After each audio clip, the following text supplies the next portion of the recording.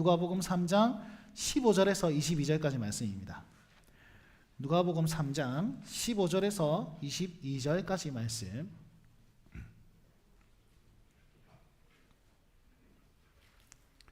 누가복음 3장 15절에서 22절까지 말씀 다 찾으신 줄 알고 저와 여러분들이 한 절씩 교독하도록 하겠습니다. 제가 15절을 보겠습니다. 백성들이 바라고 기다림으로 모든 사람들이 요한을 혹 그리스도신가 심중에 생각하니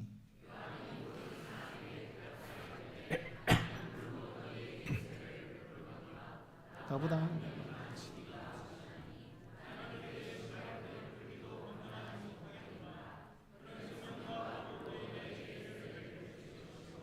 손에 키를 들고 자기의 타작마당을 정하게 하사 알곡은 모아 곳간에 들이고 죽정이는 꺼지지 않는 불에 태우시리라.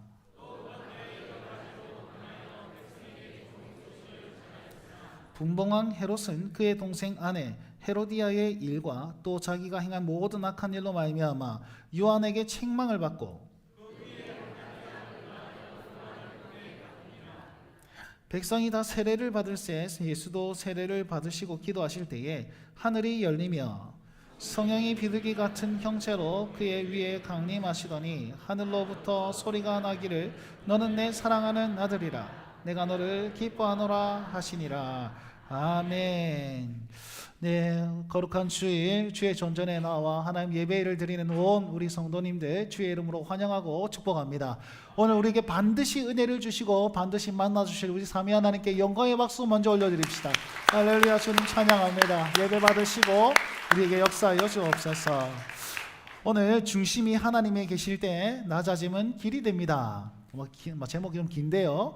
이런 제목으로 하나님의 은혜를 나누고자 합니다. 여러분 우리 중심에 하나님이 계실 때 어떤 것이 길이 된다고요? 낮아짐이 길이 됩니다. 그리고 이 제목은 예수님께서 솔선수범하여서 먼저 보이신 그 길임을 오늘 한번 살펴보고자 합니다. 여러분 제가 몇 년 전에 청년회를 담당할 때에 다른 교회에서 청년회 담당 교육자로 있을 때에 우리 청년회 그 청년부 회장이 날마다 입에 달고 다니는 그 멘트가 있었습니다. 그게 뭐냐면 중심 잡자였습니다. 가가지고 지각하면 야 중심 잡자 말 잘못 들었어요. 아이스 아메리카노 하는데 따뜻한 아메리카노 다 갖다 그러면 야 중심 잡자. 옷 이상하게 입고 오면 중심 잡자. 가다가 쓸데없는 소리 하면 중심 잡자. 네 얼굴 좀 중심 잡자. 이렇게 계속 중심 잡자 그러길래 제가 그 다음 해에 청년부 주제를 중심 잡자로 잡았습니다. 가만히 한번 생각해 보니까 참 좋은 멘트더라고요. 여러분 우리가 중심을 꽉 잡아야 되지 않겠습니까? 흔들림 없이 변함 없이 중심 잡는 것이 쉬운 일입니까 여러분? 어렵습니다. 그죠? 우리 중심 꽉 잡아야 됩니다. 그럼 한번 물어봅시다. 여러분 지금 중심에 뭐가 있다고 생각하십니까? 무엇이 우리 중심에 자리 딱 잡고 있습니까? 말해 뭐합니까? 여기 하나님 중심, 성경 중심, 교회 중심의 삶이 딱 들어가 있어야 되는데 여러분 이게 지키기가 참 어렵다는 것이죠. 여러분 중심을 바로 잡아야만이 우리 생각과 우리 시선과 우리의 말과 행동과 태도가 바뀌게 됩니다. 중심에 뭐가 있느냐에 따라서 생각하는 게 달라지고 보는 게 달라지고 말하는 것, 행동하는 것 달라지고 우리 태도가 달라지게 되어 있다라는 겁니다. 예를 한번 들어봅시다. 여러분 우리는 이렇게 얘기할 수가 있습니다. 우리 교회 대부분의 사람들은요 집과 교회가 좀 가깝습니다. 근데 멋진 분들 좀 있으신 것 같은데 오해 없으시고 들으시면 좋겠는데요. 만약에 예를 들면 나는 교회가 너무 멀어. 나는 교회가 너무 멉니다 목사님. 과 집이 너무 멉니다. 똑같은 말이죠. 그죠? 근데 이 차이가 이 생각의 차이가 나중에 다른 결과를 나타내 보이게 됩니다. 예를 들면 교회가 중심에 있는 사람은 멀어요 이렇게 얘기할 것이고 집이 중심이 되어 있는 사람은 교회가 너무 멀다고 생각합니다. 그러면 집이 중심이 있는 사람은 교회가 너무 멀기 때문에 교회를 가까운 데로 바꿀 수가 있는데 교회가 중심이 되어 있고 집이 먼 사람들은요 교회가 여기 있으니까 집을 바꾸게 됩니다. 이해가 되세요? 이거 똑같은 말인데도 불구하고 생각의 차이가 결과는 다르게 나타나게 된다는 것이죠. 여러분 중심에 지금 누가 계십니까? 무엇이 있습니까? 여러분 이 중심 차이가 여러분 결과는 파다하게 다르게 나타날 것입니다. 제가 다니엘 기도회를 21일 동안 우리 같이 했지 않습니까? 저도 다 참석을 못했습니다. 토요일 날은 죽어도 참석을 못하겠더라고. 불안해가지고 설교 준비해야 되는데 불안해가지고. 그런데 다니엘 기도를 다 이렇게 들으면서 순간 어떤 마음이 드냐면 이런 생각이 들었어요. 다니엘 기도를 다 들으면서 많은 간증자들이 나왔는데, 야, 아무것도 안 하는 사람들은 아무 일도 일어나지 않구나. 그런 생각이 들었습니다. 그냥 아무것도 안 하는 사람들은 아무 일도 일어나지 않구나. 우리 삶에 고난과 역경과 많은 일들이 일어납니다. 그죠? 근데 그 현장 가운데서 주 예수 그리스도 꽉 붙잡고 우리 중심 딱 잡고 무엇인가 해낸 사람들은 뭔가 하나님과 함께한 동력한 어떤 간증거리가 있는데, 야, 고난이 있을 때에 에랑 모르겠다라고 아무것도 안 한 사람들은 아무 일이 일어나지 않구나. 제가 그런 마음이 확 들었어요. 그러면서 제 삶을 돌아보기 시작했습니다. 나는 지금 무엇하고 있지? 난 지금 열심히 하고 있나? 나는 최선을 다해서 내 중심 잘 지키면서 앞으로 전진하고 있나? 아닌가? 고민하기 시작했습니다. 여러분 제가 부끄럽지만 간사사역 SFC 간사로서 16년 동안 열심히 했습니다. 최선을 다했습니다. 여러분 SFC 간사라는 직업이요, 세상 무시받는 직업입니다. 이거 목사님들 여러분, 아이고 목사님 이렇게 하고, 그 다음에 선교사님들 너무 귀한 사역 하시지 않습니까? 아이고 선교사님 이렇게 하는데, 학생 사역하는 간사, SFC 간사는 뭐 하는 사람들입니까? 뭐 이런 느낌입니다. 여러분 제가 16년 동안 뭐 있느냐? 제가 누누이 말씀드리면 점심시간, 저녁시간에 중학교, 고등학교 무단 침입합니다. 무단 침입해가지고 애들 모아가지고 짧게 기도 모임하고 기도 제목 나누고 기도하는 거예요. 학교 안에서 우리 기도해보자라는 어떤 취지와 명령을 아래서. 그래서요, 저는 학교 기도 모임 문 여는 것, 문 닫는 것 굉장히 쉬웠습니다. 그냥 열심히 해가지고 문 뚫어가지고 기도 모임 막 합니다. 얼마 전에 요쪽 무슨 비여고에 이제 교장선생님이 바뀌는 바람에 끊겼어요. 기도 모임이. 그래서 애들이 밖에 나와서 이제 하는 거예요. 아무튼 그런 어떤 우여곡절 끝에 이게 막 문을 열기도 하고 닫기도 하고, 그래서 저는 쿨하게 열심히 한다. 그럼 열심히 해서 안 된다. 그럼 문 닫아버리고 여기 가가지고 개척하고, 여기 안 되면 저기 가서 개척하고, 여기 안 되면 저기 가서 개척하고. 지금 우리 SFC 간사님은 저기 진례에 가가지고 저기서 개척해 나왔어요. 왜 김해만 있어야 됩니까? 저기 가가지고 개척하면 되지. 이런 마인드로 그냥 계속 그렇게 살아왔습니다. 그리고 어떻게 하면 청소년들을 잘 모아볼까, 청년들을 살려볼까 굉장히 애를 많이 썼더라습니다. 요즘 보시면 교회들이요, 학생들도 적고 또 학생들이 적으니까 교육자가 없는 교회가 굉장히 많습니다. 제 간사 시절에 그래서 교회를 순방하면서 여기 교육자가 없네? 야, 우리가 한번 기획적으로나마 어떻게 그 제자훈련 과정을 한번 만들어보자. 그래서 6주 과정을 만들었습니다. 만들어가지고 제가 다 들어가면 힘드니까, 그리고 또 저도 사역이 있었으니까 그게 안 되니까 부교육자들 모았어요. 부교육자들 모았고 1과 2과 3과 4과 5과 6과 딱 세웠습니다. 그러면서 내가 1과 들어갈게, 당신이 2과 들어가세요. 그러면서 한 교회를 한 달에 한 번만 섬겨보자. 작은 교회, 안 되는 교회, 힘든 교회 한 달에 한 번만 섬겨달라. 담임 목사님 허락받고 한 번만 섬겨달라. 그렇게 해서 커리큘럼 만들어가지고 다른 교회를 섬기기도 하고, 또 이렇게 가다가 목사님이 그런 언지를 주시더라고요. 우리 교회에 실용음악과 학원 원장 선생님이 계십니다. 그래가지고 그 연결 좀 시켜주세요 해가지고 누군지도 모르는데 전화해가지고 우리 SFC하고 협약을 맺읍시다. SFC 이름이 되면 학원비 좀 싸게 안 되겠습니까? 됩니다. 얼마인지 보내주세요 라고 말씀하신 분이 안수지 지사님이실 거예요. 그 몇 년 전에 이렇게 해갖고 우리 만남이 이렇게 이루어졌다니까요. 뭣도 모르고 그냥 교회에 어떻게 하면 도움이 될까? 이거 하면 도움이 될까? 저거 하면 도움이 될까? 계속 찔러봤어요. 계속 찔러보고 시도해보고 그렇게 16년을 살아왔습니다. 그리고 제가 이 자리에 서 있는데 2년의 세월, 지금 1년 8개월 정도 됐나요? 부임한 지. 그냥 2년이라 칩시다. 2년 세월 동안 내가 어떻게 하고 있는가 한번 돌아보기 시작했습니다. 예전에는 여기 갔다가 이거 보고 저거 보고 여기 찔러보고 시도해보고 막 이랬는데, 이제는 어떻게 되냐면 내 교회, 내 성도, 우리 교회, 우리 성도, 우리 사역, 이 전부 다 바운더리가 이렇게 좁아져 있더라고요. 그래서 제가 참 회개를 했습니다. 하나님, 어떻게 하다 보니까 나 중심으로 내가 살고 있네요. 이런 생각이 들었어요. 그래서 생판 모르는 사람들을 위해서 내가 열심히 했었던 그 세월을 다 어디 가고, 이제는 우리 교회 성도만 챙기고 우리 교회 우리 교회만 어떻게 하고 막 이러고 있는 제 자신을 발견했습니다. 여러분 기도해 주십시오. 이제부터 꿈꾸기 시작할 겁니다. 여러분 꿈꿀 때에 하나님 우리 목사님 꿈 잘 꿀 수 있도록 도와주십시오. 이렇게 기도 말고 여러분 만약에 있잖아요. 한번 물어봅시다. 제가 진짜 꿈꿔가지고 비전을 딱 해가지고 어쨌든 2026년을 제가 준비하고 있지 않습니까? 진짜 말도 안 되는 사역 딱 우리 일로 갑시다 그러면 아멘하고 쫓아올 수 있겠습니까? 안 될걸요. 안 될걸요. 한번 들어보고요. 진짜 대도 안 하게 우리 옆에 교회 리모델링 시켜줍시다. 되겠습니까? 뭐 그렇게 말하지 않을 겁니다. 긴장하지 마세요.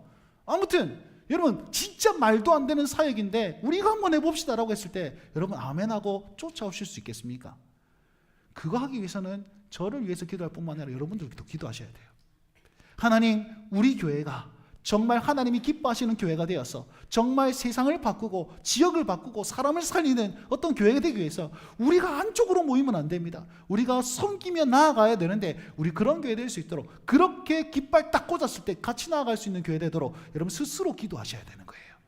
우리 그렇게 한번 살아보자고요. 만약에 우리 교회가 우리만 챙기는 교회라면 그건 개모임 수준밖에 안 됩니다. 죄송합니다. 너무 세게 말했죠. 우리 교회만 잘 되면 이거는 개모임과 비슷합니다. 동아리 모임 비슷하게 됩니다. 교회는 그런 것이 아닙니다. 확장되는 하나님 나라가 되어야 돼요. 그러니까 여러분 우리 꿈을 꿔보자고요.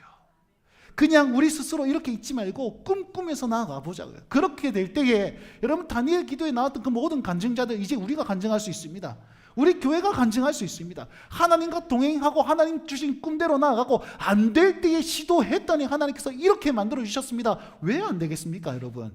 그러니 우리 같이 꿈꿀 수 있도록 기도합시다.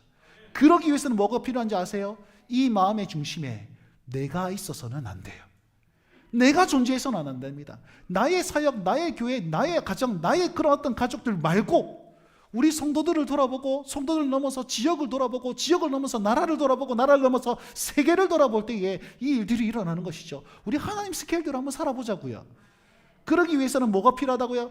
내 안에 내 중심을 벗어내고 주님 중심으로, 하나님 중심으로, 성경 중심으로, 교회 중심으로, 하나님의 사역 중심으로 우리가 바뀔 때에 우리 삶을 통해서 하나님 놀라운 일을 이루시겠다라고 하나님께서 말씀해주고 있는 것입니다. 그러니 여러분 불쑥불쑥 올라오는 나의 자아가 있다면 누르시고 비키어 다른 것으로 채우세요. 뭘로요? 하나님의 사명으로 채우실 수 있게 간절히 바랍니다. 오늘 예수님의 모습과 세례요한의 모습이 오롯이 예수님 그리스도 중심으로 오롯이 하나님의 중심으로 나타나 있는 것을 우리는 발견하게 됩니다. 15절부터 20절까지는요 세례요한의 이야기가 쭉 이어집니다. 한번 보시면 여러분 지지난주 세례요한의 설교를 했습니다. 제가 여러분 세례요한이 광야에서 있다가 첫 사역을 시작하는데 메시지가 두 가지가 있었다 그랬죠. 회개하라 천국이 가까이 왔느니라. 두 번째는 이 독사의 자식들아. 이렇게 하면서 회개와 심판을 선포했습니다. 회개의 메시지와 심판의 메시지를 다 전했습니다. 그러니까 사람들이 막 몰려와가지고 뭐라고 그럽니까? 나는 이제 어쩌면 좋겠습니까? 이야 그리스도가 오셔가지고 이제 심판을 할 것인데 이 심판의 때에 나는 이제 뭐 하면 좋겠습니까? 라고 하니까 네가 옷 두 벌 있는 거 나눠주라.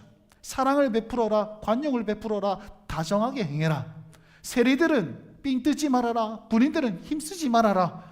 그러면서 착하게 살고 남을 위해서 살아라 라고 딱 얘기를 했단 말이에요. 그러니까 사람들 마음 가운데 우와 저 사람이 혹시 그리스도인가? 메시아인가?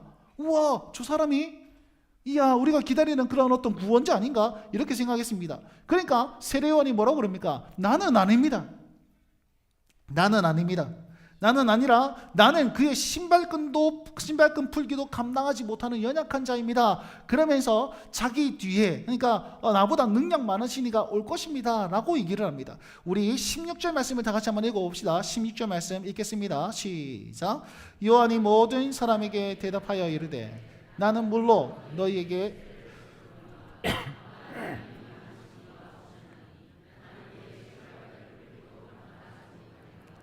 그는 성경과 아멘. 자 여기에서 자기를 겸손하게 만들고 예수님을 높이시죠. 그런데 누가는요 의도적으로 이 고백에서 뭘 뺍니다. 여러분 마태는 예수님 이야기를 마태 스스로가 쓴 성경이고 누가는 예수님의 이야기를 누가가 기록했지 않습니까? 누가의 관점은요 오로지 예수님밖에 없었습니다. 그래서 마가복음에 보시면 나는 물로 세례를 베풀거니와 내 뒤에 오시는 이라는 그 표현을 넣어놨어요. 근데 누가는 그 표현을 뺍니다. 내 뒤에 오시는 분 그분이 예수님입니다. 그 말을 빼요. 왜냐하면 뒤에 오신다는 말이 예수님을 좀 낮게 여긴다는 그런 어떤 어조가 생길까 봐. 그리고 뒤에 가보시면 예수님이 이렇게 오시는데 18절부터 20절까지 말씀을 보시면 이 세례 요한이 헤롯에게 잘못 보여가지고 헤롯이 저 감옥에 가둬, 그래서 감옥에 갇혀 있더라 라는 얘기를 얘기하는데, 여러분 시대순으로 보면, 그냥 시대순으로, 시간순으로 보면 이 이야기는 여기 들어갈 이야기가 아닙니다. 저기 7장에 들어가야 될 이야기예요. 아직 옥에 갇히지 않았습니다. 그런데 누가는 의도적으로 미래에 있을 일을 여기 딱 와가지고 세례 요한이 옥에 갇혔습니다 라고 결론을 딱 끊고 나서 세례 요한을 딱 무대 뒤편으로 보내고 나서 예수님 이야기를 짜자잔 시작하고 있는 것이죠. 무슨 말입니까? 예수님을 더욱더 부각시키기 위해서 세례 요한을 없는 사람처럼 얘기하고 있다는 겁니다. 여러분, 그리고 알다시피 예수님께서 세례를 받으십니다. 세례를 받으실 때 누구에게 세례를 받습니까? 세례 요한에게 세례를 받습니다. 다른 성경에 또 보면 세례 요한에 가가지고 야, 나에게 세례를 줘라 이렇게 하니까 세례 요한에게 기겁하면서 내가 당신께 세례를 받아야지 왜 나한테 세례를 받습니까? 안 됩니다. 이렇게 머리를 막 들이밉니다. 그러니까 예수님께서 내가 허락하노라 이러면서 세례 요한에게 세례를 받는데, 오늘 본문 말씀 보십시오. 21절 22절 말씀에 세례 요한 이름 있습니까? 없습니까? 세례 요한 이름이 없어요. 그냥 예수님께서 세례를 받았고 세례를 받았더니 이런 일이 일어났더라 이걸로 끝냅니다. 철저하게 세례 요한을 감추고 예수님만 높이는 누가의 표현이라는 것입니다. 사랑하는 성도 여러분, 우리 삶이 이래야 됩니다. 여러분, 세례 요한조차도 예수님을 높이려고 했고 그 예수님 이야기를 쓰는 누가조차도 나는 없습니다, 세례 요한은 없습니다, 오직 예수님밖에 없습니다 라는 말로 이렇게 써내려간다는 것입니다. 만약에 여러분 상상을 한번 해보세요. 여러분들이 지금 자서전을 씁니다. 자서전을 쓰는데 뭘 쓰겠습니까? 나는 태어날 때부터 어머니가 용 꿈을 꾸고, 야, 이게 막 뭐 해반천에서 용이 한 마리 확 와가지고 막 이렇게 엄마 뱃속에 확 들어왔습니다 이러면서 막 나는 날놈이었습니다 이렇게 자서전을 쓰겠습니까? 여러분, 우리 자서전에 예수님 이야기밖에 없었으면 좋겠습니다. 우리 자서전에 주님께서 이렇게 행하셨고 주님께서 나를 이끄셨고 주님께서 이렇게 나를 만지셨습니다 라고 했으면 좋겠습니다. 여러분, 저희 아내의 할아버지, 외할아버지께서 저에게 그런 말씀을 하셨어요. 야, 내가 이때까지 살아보니까 하나님 정말 살아계시더라 이 얘기를 해주셨습니다. 저는 그때부터 이 메시지가 저의 유언으로 자리 잡고 있습니다. 꼭 숨 꼴딱꼴딱 넘어갈 때 야야 하나님 살아계신다 바이 이렇게 하고 싶은 그런 마음이 있습니다. 여러분, 예수님 이야기로 계속 쓰여져 가다가 제일 마지막에 진짜 주님 살아계신다 얘들아 그러고 천국 가면 얼마나 좋겠습니까? 그걸 꿈꾼다는 거예요. 누가가 지금 그 얘기를 쓰고 있는 거예요. 지금 사랑하는 성도 여러분, 우리 중심에 오직 예수님만 있을 때에, 나는 사라지고 주님만 있을 때에 그 삶이 정말 가치 있는 삶이고 행복한 삶 아니겠습니까? 그런 삶을 여러분 꿈꾸실 수 있는 주의 백성 되길 간절히 바랍니다. 그런데 불쑥불쑥 뭐가 올라옵니까? 내가 올라옵니다. 내가 그냥 주님 중심으로 살려 하다가 야, 너 얼굴이 왜 그래? 그러면 야, 너 복장이 왜 그래? 야, 갑자기 나의 흠을 딱 지적하게 되면 순간 내가 올라오게 되어 있어요. 여러분, 아직까지 나 중심으로 살아가는 거예요. 우리는 어찌 살아야 되는지 압니까? 그런즉 나는 십자가에 예수 그리스도와 함께 십자가에 못 박혔습니다. 그런즉 이제는 내가 사는 것은 내가 사는 것이 아니라 내가 내 안에 그리스도께서 사시는 것입니다. 이 고백이 있어야 되는 것입니다. 그러니까 여러분, 나를 죽이는 것 어떻게 합니까? 누른다고 되는 일이 아니에요. 주님으로 채워지면 나는 없고 주가 사는 인생이 시작된다라고 말할 수 있는 겁니다. 여러분, 지금 제자반하고 있는 내가 만든 신이라는 어떤 책에서 이 얘기를 그대로 하고 있습니다. 우리는 우상을 섬기지 않습니다. 여러분, 여기서 비나이다 하는 사람은 몇 명이나 있겠습니까? 여러분, 아프로디테라는 신이 있어요. 미의 신입니다. 그러니까 이거 딱 두고 미의 신 딱 두고 예쁘게 해주세요 그런 사람은 아무도 없잖아요. 근데 우리는 우상은 섬기지 않더라도 우리 마음에 우상이 있습니다. 그래서 이 팀켈러 목사님은 우리 마음은 우상을 만들어내는 우상 제조 공장과 같다 이렇게 얘기하고 있습니다. 우리가 아프로디테 미의 신을 섬기진 않지만 예뻐지고 싶잖아요. 계속 찍어 바르고 막 변신시키고 잡아 당기고 뭐 그거 하잖아요. 그거 하고 싶잖아요. 안 그렇습니까? 저만 그렇습니까? 체중계 서면 이 죄인아 진짜 이러면 스스로 자책하고 하잖아요. 우리도 모르게 우리 마음속에 아프로디테가 숨어 있습니다. 미의신이 숨어 있습니다. 어떻게 보면 그 성공에 대한 그것이 우상이 되어 있고, 어떻게 보면 자녀가 우상이 되어 있어요. 자녀를 잘 키워야겠다, 그것이 우상입니다. 그 모든 마음의 우상들을 어떻게 몰아냅니까? 예수님으로 채워지면 됩니다. 그러니까 여러분, 이 예배 가운데 예수님을 만나실 수 있길 간절히 바랍니다. 세례 요한이 예수로 가득 채워져서 예수만 자랑했더니, 예수님만 자랑했더니 어떤 일이 일어납니까? 15절 말씀을 다 같이 한번 읽어봅시다. 15절 말씀 읽겠습니다. 시작.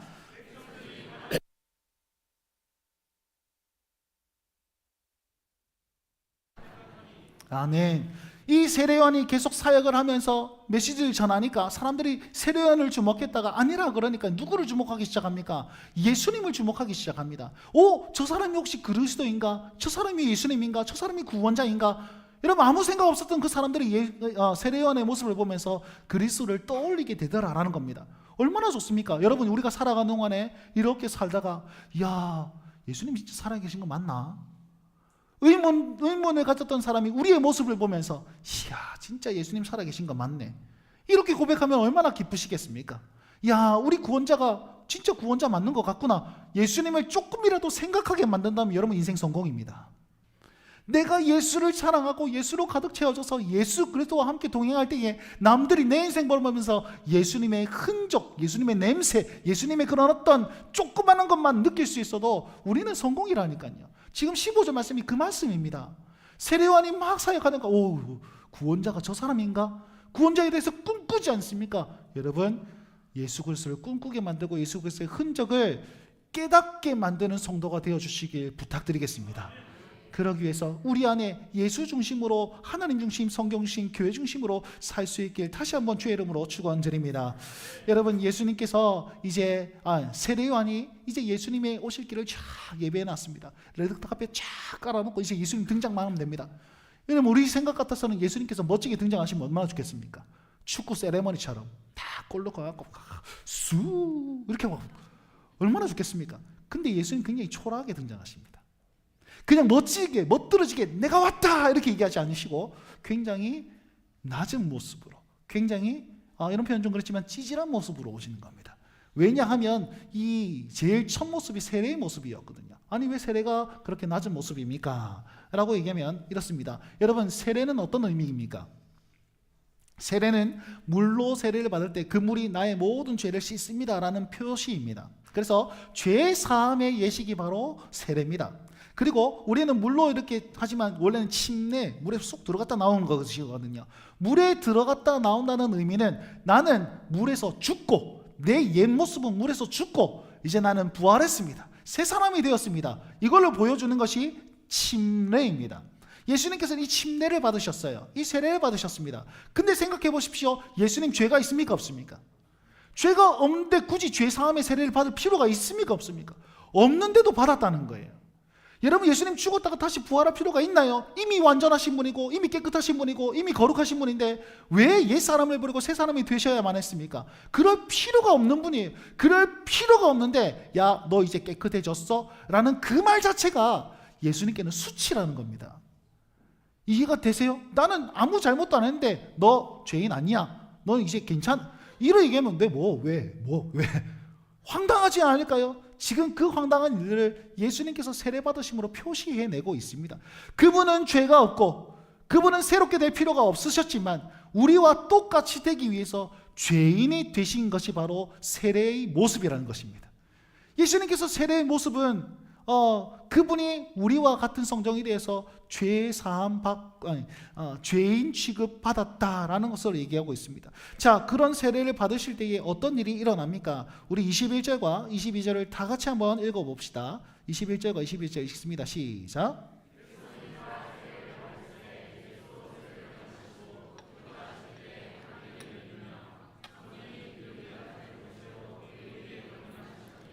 하늘로부터 소리가 나기를 너는 내 사랑하는 아들이라 내가 너를 기뻐하노라 한지나라. 아멘. 여러분, 예수님께서 세례를 다 받으셨어요. 원래는 다른 성경에 보면 세례받고 올라오실 때에 하늘이 열리고 성령이 임했다 이렇게 얘기하는데 오늘 누가는 표현이 좀 다릅니다. 어떻게 표현하고 있습니까? 세례를 받으시고 기도하실 때에 이 일들이 일어났다 이렇게 표현하고 있죠. 세례를 받으셨습니다. 그 낮아짐의 세례, 죄인 취급받는 그 수치스러운 세례를 예수님께서 받으셨습니다. 그리고 나서 기도하셨더니 어떻게 됩니까? 하늘 문이 열리고 성령님이 비둘기 같은 형상으로 쫙 내려오기 시작하고 하늘의 음성이 들리기 시작하는 거예요. 여러분, 하늘이 열린다는 뜻은 무엇입니까? 이제 하나님께서 임재하시고 소통하신다라는 뜻입니다. 이때까지 하나님께서 어떻게 하셨습니까? 이 꼭 다물고 한마디도 안 하셨단 말이에요. 몇백 년 동안, 400년 동안. 근데 이제는 예수 그리스도로 말미암아 하늘 문이 열렸다는 겁니다. 여기 보시면 기도하실 때에 하늘이 열리며 하늘이 열려졌다. 수동태의 의미입니다. 누가 열었다는 것입니까? 예수님이 여셨다라고 얘기하고 있는 겁니다. 예수님이 하늘 문을 여셨고, 그리고 하나님의 임재로 말미암아 이제는 하나님이 새롭게 역사하시는 시대가 되었다라는 것을 이렇게 표현한 것이죠. 그리고 성령님께서 비둘기의 형체로 그 위에 강림하십니다. 여러분, 창세기 1장에 보시면, 창세기 1장 2절에 보시면 하나님의 영이 수면 위에 운행하시더라 이런 표현이 있습니다. 하나님의 영이 수면 위를 이렇게 운행하시다가 갑자기 싹 임재하셨더니 뭐가 생깁니까? 빛이 생기고 뭐가 생기고 천지가 만들어지기 시작합니다. 창조의 사역이 이루어지고 있습니다. 마찬가지로 이 성령님께서 비둘기와 같이 싹 임하였더니 어떻게 됩니까? 새로운 시대, 새로운 역사가 일어나게 되었다는 것을 눈으로 보여준 것이 이것이라는 것이죠. 왜 그렇게 말할 수 있습니까? 여러분, 비둘기라는, 우리가 비둘기 하면 뭘 상징합니까? 너무 더럽다 뭐 이런 생각합니까? 비둘기 와 더럽다. 여러분, 비둘기는 평화의 상징입니다. 그죠? 그것이 성경에서 나왔는지 안 나왔는지는 잘 모르겠지만 여러분, 성경 역시 비둘기는 평화의 상징입니다. 왜냐하면 노아 홍수가 다 끝나고 나서 노아가 어떤 새를 날립니까? 까마귀를 날렸다가 나중에 비둘기를 날리죠. 비둘기를 날려가지고 잎사귀 하나 물어봤더니 이제 회복이 되었구나. 회복의 상징, 평화의 상징입니다. 그래서 새 시대가 열렸습니다. 하나님께서 말씀하십니다. 더 이상 물로 너희를 심판하지 않을 것이다 라고 말하는 하나님의 평화의 상징이 그 비둘기로부터 시작되었다라고 해서 여러분, 성경에서도 비둘기는 평화의 상징입니다. 그러니까 성령님께서 비둘기의 형상으로 왔다라는 것은 그때 약속하신 그 하나님께서, 그때 세상을 멸하지 않겠다라고 말씀하신 그 하나님께서, 새로운 시대를 여셨던 그 하나님께서 이제 다시 예수 그리스도로 말미암아 새로운 시대를 이루어 나갈 것이다 라는 형상으로, 그런 증표로 성령께서 비둘기 모양으로 임재하시고 계신다는 겁니다. 그리고 마지막으로 하나님의 음성이 들리는데, 이는 내 사랑하는 아들이요 내가 너를 기뻐하느라 라고 얘기하고 있지 않습니까? 여러분, 이 말은 구약 성경이 두 개를 합쳐놓은 겁니다. 첫 번째는 시편 2편에 나오는 그런 말씀인데요. 너는 내 사랑하는 아들이다. 너는 왕이다 라는 표현이고요. 그 다음에 내가 너를 기뻐하노라. 이건 시편 42장에 나오는, 이사야 42장에 나오는 고난받는 종의 모습입니다. 결국 함께 짬뽕하면 이분은 왕이신데 고난받는 종의 모습으로, 고난받는 왕의 모습으로 이렇게 오셨다라는 것을 상징하는 것인데요. 그냥 이거는 내면적인 의미고, 그냥 한번 봤을 때 뭡니까? 좋은 말입니까? 나쁜 말입니까? 굉장히 좋은 말이죠. 하나님께서 말씀하십니다. 너는 내 사랑하는 아들이다. 얼마나 따뜻합니까? 내가 너를 기뻐하느라 얼마나 좋습니까? 그죠? 예수님께 하나님께서 복을 허락하신 거예요. 복을 쫙 허락하십니다. 여러분, 창세기 1장에도 보시면 생육하고 번성하고 땅에 충만하라. 너가 땅을 다스리라. 아담에게 하신 첫 번째 말씀입니다. 근데 그 말씀 앞에 뭐라면 내가 너에게 복을 주시면서 말씀하여 이르시되, 하나님께서는 첫 아담에게 복을 허락하셨고 사명을 허락하셨습니다. 지금 둘째 아담 되시는 예수님께 복을 허락하시고 계시며 또한 사명을 허락하고 있는 것입니다. 그러면서 그 천지창조 때 아담으로부터 새 시대를 여셨던 그 하나님께서 이제는 신약 성경의 예수님으로 말미암아서 믿음의 새로운 시대를 이어나겠다라는 말로서 하나님께서는 말씀하고 있는 겁니다. 결론적으로 예수님께서 세례를 받으셨어요. 그러니까 어떤 일이 일어납니까? 새로운 완전한 하나님의 사람이 딱 등장하였고, 그로 말미암아서 하나님께서는 놀라운 새 시대를 이루어 나갈 것이다 라는 메시지를 전달하는 것이 21절, 22절 말씀이라는 것입니다.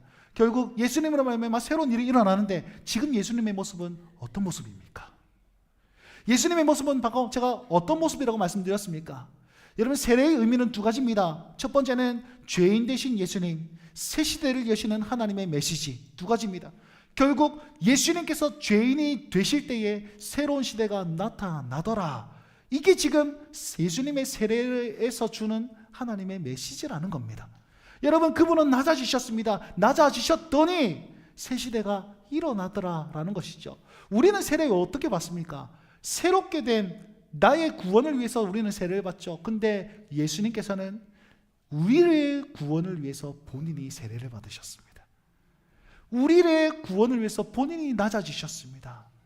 그렇다면 예수 그리스도를 구주로 영접한 우리는 이제 새롭게 된 그 세례자로서 어떻게 살아야 됩니까? 또 다른 일을 세례로 초청하기 위해서 우리는 낮아져야 된다는 사실을 여기에서 우리에게 도전해주고 있다라는 것이죠.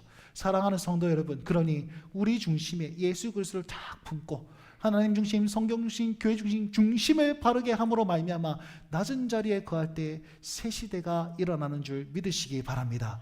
우리 그런 하나님의 사람으로 사용되고 쓰임받는 주의 백성 되길 주의 이름으로 축원드리겠습니다.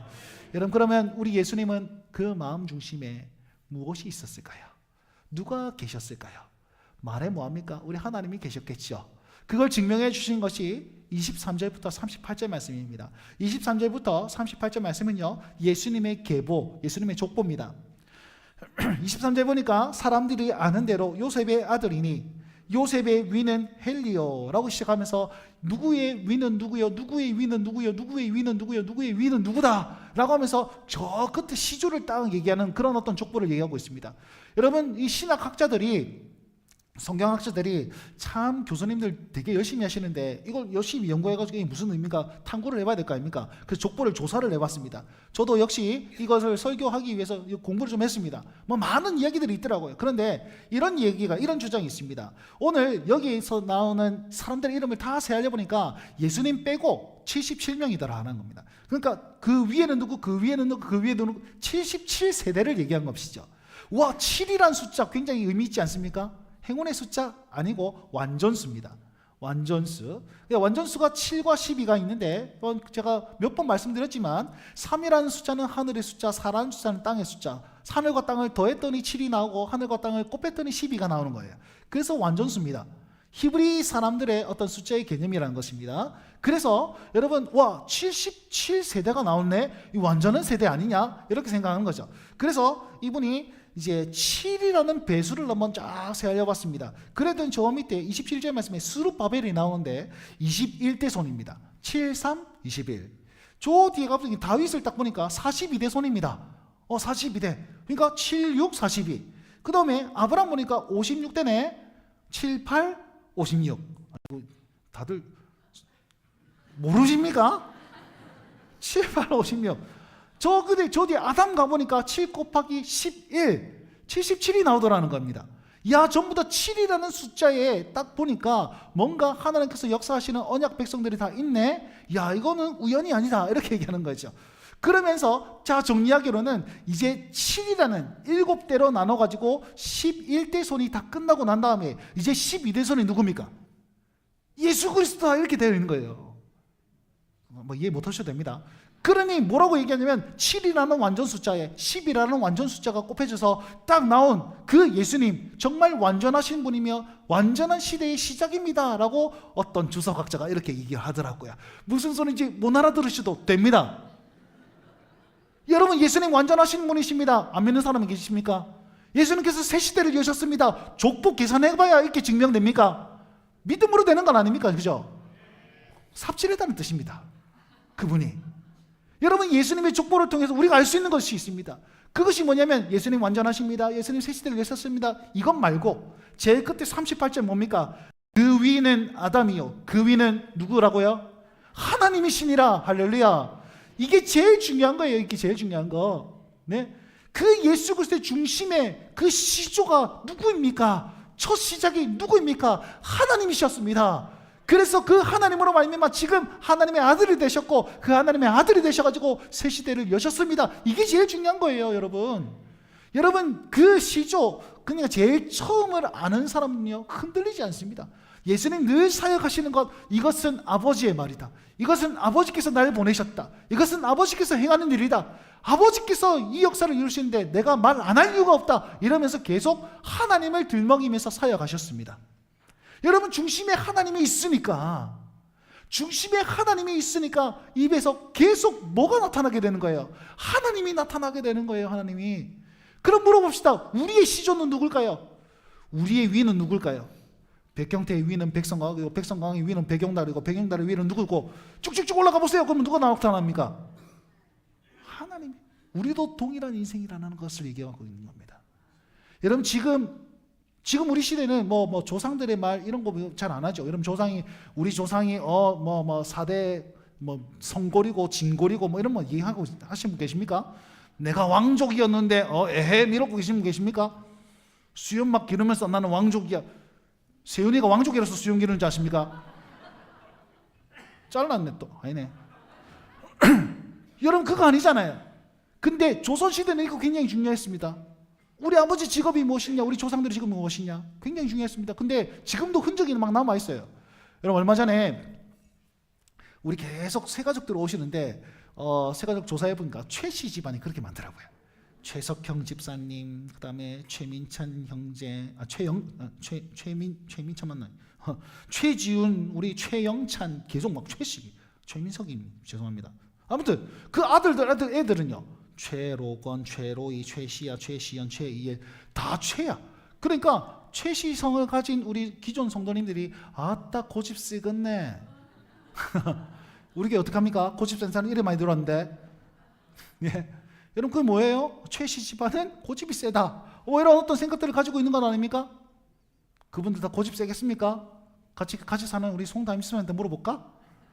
여러분 지금 웃으신 분들은 다 최씨 남편을 가지고 계신 분이십니다. 자, 여러분 이게 무슨 말이에요? 그냥 최씨 집안은 고집이 세다. 그 영향을 받는다는 뜻이잖아요. 여러분 왜 최씨를 제가 얘기했냐면 경주 최씨, 경주 부잣집 최씨가 있습니다. 그 사람의 어떤 어른 한 명이 가훈을 뭐라고 하냐면요, 우리 집에 백리 안에는 굶는 사람이 없게 해라, 이런 가훈을 만들었어요. 백리는 5kg입니다. 5kg 안에는 절대로 굶는 사람이 없게 해라. 그 얘기를 딱 하고 나서 그분이 돌아가셨는데 그 뒤에 후손들이 300년 동안 그 가훈을 지켰습니다. 300년 동안 그 굶는 사람이 없게 하라. 그 집안이요, 나중에는 어떻게 되냐면 일제시대에 독립투사들에게 자금 조달하는 그런 역할을 감당했던 그 집안이 바로 경주 최씨 부잣집입니다. 최씨 화이팅입니다. 그러니까 여러분 제가 얘기를 하는 이유는 뭡니까? 조상 중에 한 사람이 그런 어떤 얘기를 딱 했더니 자손이 그 영향을 받고 그것을 지키더라는 겁니다. 그럼 오늘 이 족보 속에서 믿음의 족보로서 내 시조, 내 첫 번째가 하나님이시라면 우리는 누구의 명령을 따라야 되는 겁니까? 우리 누구를 얘기해야 되는 겁니까? 우리 중심에 누구를 두고 살아야 되는 것입니까? 우리 중심에 하나님을 두고 살 때에 우리는 하나님의 말을 할 것이고 하나님의 이야기를 할 것입니다. 그리고 하나님께서 원하시는 그 명령을 우리가 그 사명을 이행해 나간다라는 것입니다. 예수님이 그러하셨듯이 우리도 그래야 되지 않겠습니까? 여러분 오늘 본문 말씀 전체적으로 보시면요, 예수님은 세례 받으시면서 낮아지셨습니다. 그리고 예수님의 그 마음 중심에는 하나님이 계셨습니다. 그 중심 가지고 낮아지셨더니 무엇이 일어납니까? 새 시대가 나타나게 되는 것이죠. 하나님의 역사가 나타나게 되는 겁니다. 여러분 그래서 지금 세례받은 우리 역시 마음에 하나님을 품고 하나님의 자손으로 살아가는 우리 역시 우리 마음속에 하나님 중심을 꽉 붙잡고 낮은 자리에 나아갈 때에 하나님께서는 우리로 말미암아 새로운 역사를 일어나게 될 것이고 우리로 말미암아 새로운 간증자가 나타나게 될 것이며 우리로 말미암아 하나님 나라가 흘러가게끔 주님께서 역사하신다라는 말이 오늘 이 본문 말씀에 예수님의 모습 그리고 우리의 모습으로 적용시킬 수 있다라고 말씀을 드리는 것입니다. 사랑하는 성도 여러분, 이것이 하나님 나라의 원리입니다. 하나님은 우리를 높이셔서 역사하시는 것이 아니라 우리를 낮추시면서 역사하십니다. 그리고 누구를 통해서 역사하십니까? 이 마음 중심에 내가 있는 것이 아니라 주님께서 이 마음 중심에 있는 그 사람으로부터 하나님께서는 놀랍게 자기의 역사를 이루어 나가신다라는 것이죠. 이 하나님 나라의 원리를 기억하며 아멘으로 받아들이고 우리 이번 한 주 동안 주님을 모시면서 주님을 자랑하고 주님을 드러내면서 그렇게 승리하시는 우리 성도님 되시길 주의 이름으로 축원드립니다.